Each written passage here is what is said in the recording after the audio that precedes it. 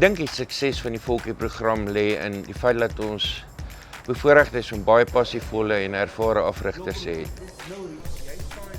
Ons probeer nie net cricket dryf nie, ons probeer 'n individu kry wat eendag in die wêreld kan uitgaan en 'n verskil daar maak.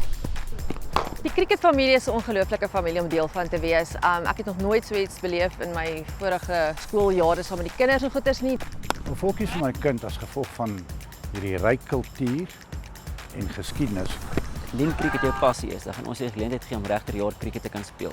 Die resultaat van ons mentorskap is ongelooflik. Dit gee ons die geleentheid om op nasionale vlak te kompeteer, dit gee ons die geleentheid om teen skole te kompeteer met baie meer getalle as ons het.